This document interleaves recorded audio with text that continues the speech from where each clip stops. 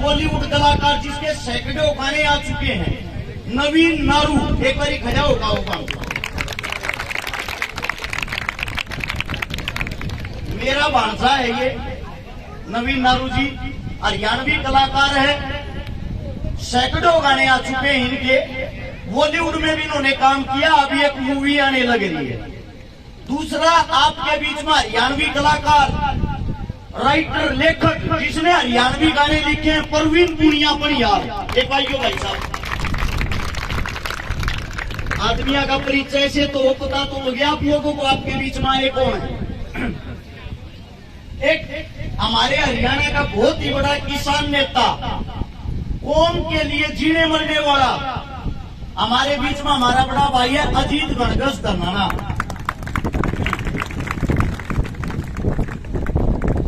और आपके बीच में हरियाणा का कबड्डी का स्टार, बहुत ही अच्छा पहलवान, मिंटी पहलवान।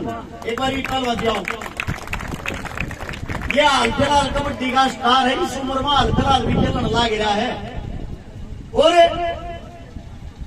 मेरा छोटा भाई हरियाणा का स्टार, आपकी राजस्थान की टीम का कबड्डी का कैप्टन जतीन धनोरी, यो आत्मा बोल लिए एक बार आप अपना स्थान ग्रहण करो।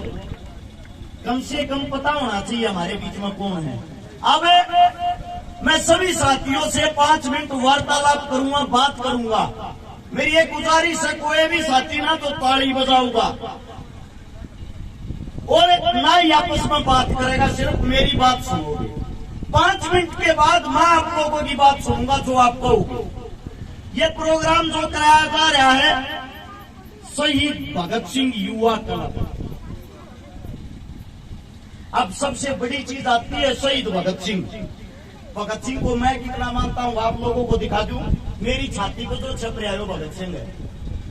मेरी छाती को जो छप रहा है वो भगत सिंह है। मेरे लिए, मेरी मां से, मेरे बाप से बढ़कर भगत सिंह है, जिसको मैंने पढ़ा है और जिसको पढ़ के मैंने बहुत कुछ सीखा है। आप लोगों ने इस भगत सिंह से क्या सीखा है, ये सवाल मेरा सबसे रहेगा, लेकिन ये बाद में पूछूंगा। पहले आप लोगों को बताता हूं शहीद आजम भगत सिंह कौन था।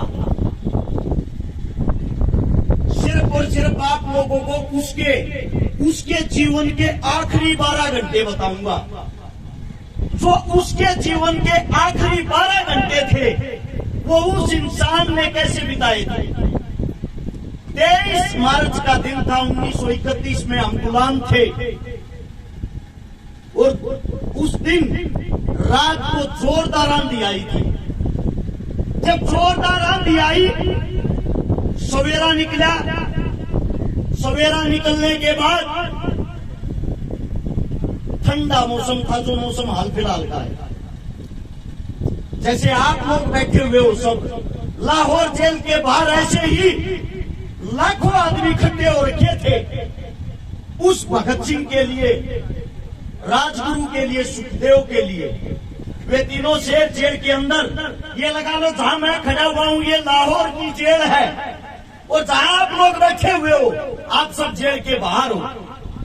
अब वो दिन बताता हूं आप लोगों की, रोंग रोंग तर्राएगा अगर आप बातें सुनोगे।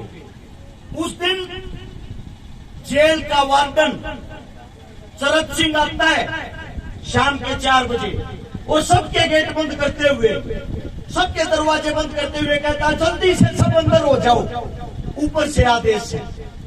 उसी जेल की 14 नंबर कोठड़ी में शहीद आजम भगत सिंह, जिसकी जो जेल थी, जो कोठड़ी थी 6 बाई 8 की, 6 फुट चौड़ी, 8 फुट लंबी, उसके नीचे कच्ची हरी हरी घास उगरी।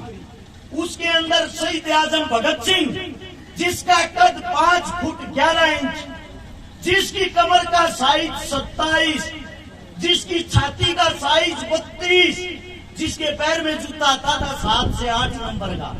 आप लोग सोचते हो भगत सिंह कोई भीम था, ताकतवर था, ऐसा नहीं है। अंदाजा लगा लो वो कैसा होगा। जिस वक्त उसकी फांसी का टाइम था, उस वक्त उसका वजन था 62 किलो और जिस वक्त वो जेल के अंदर गया उस वक्त उसका वजन था 57 किलो। अब गौर करने की बात सुनना, भगत सिंह कौन था, भगत सिंह की क्या विचारधारा थी। जब चरत सिंह उस गेटों को बंद करते हुए आता है, उसके बाद आता है बरकत नाई, जो जेल का नाई था, जोर जोर से आवाजें निकालते हुए, रोते हुए, ओए मेरे भगते को मार देंगे आज, ये गोरे लोग मेरे भगते को मार देंगे आज। सबको पता लग गया कोई न कोई अनहोनी होने वाली है। इतनी देर में सरदार जी का वकील आ जाता है, प्राणनाथ मेहता।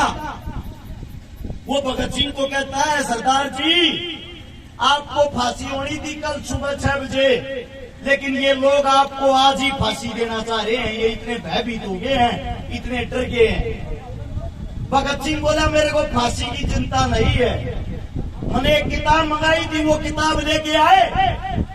प्राणनाथ मेहता ने वो किताब निकाल के दे दी, जिसका अंतिम समय चंद घंटों के बाद उसके सामने खड़ा है। वो इंसान आराम से शेर की तरह किताबें पढ़ रहा है, वो इंसान आराम से किताबें पढ़ रहा है। प्राणनाथ मेहता, उसका वकील, बोला, देश के लिए कुछ कहना चाहते हो आखिरी शब्द।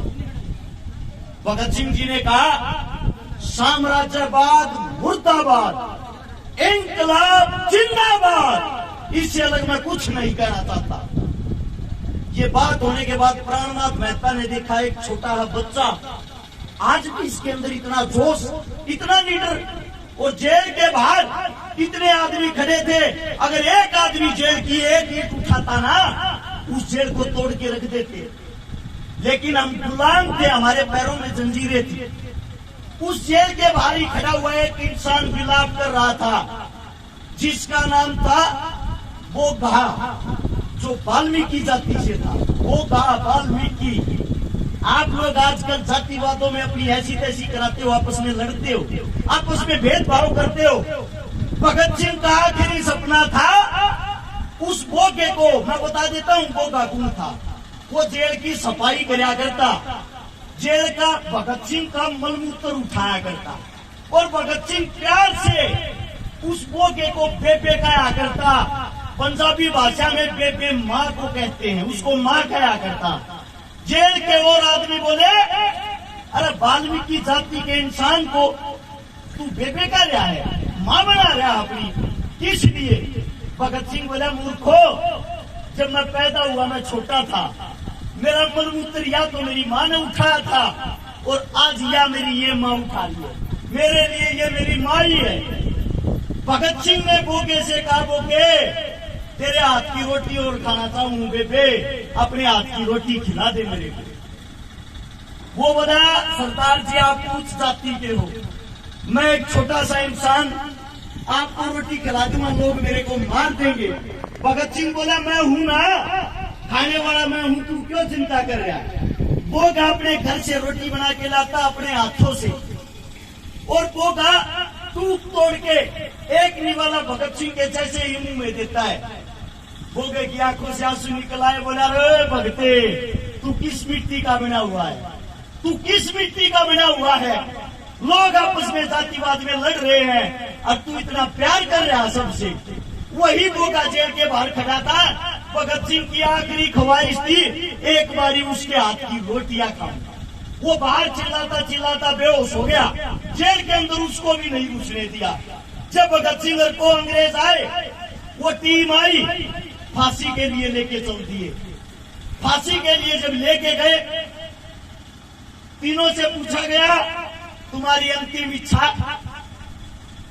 गाली देते हुए बोला, शहीद आजम सरदार, अबे कुत्तो, आखिरी इच्छा यही है, इस देश को छोड़ के चले जाओ। पहली इच्छा भी यही थी, इस देश को छोड़ के चले जाओ। हंसते हुए कहा, ये तुम्हारे बस की नहीं, अपनी फांसी की तैयारी करो। 7:28 पे उन योद्धाओं को फांसी के फंदे पर चढ़ाया जाता है। 7:33 पे उनकी फांसी पूरी होती है। उस 5 मिनट के दौरान जब ये पूछा गया तुम्हारे में से सबसे पहले फांसी के फंदे को कौन चूमना चाहेगा। एक ऐसा पागल था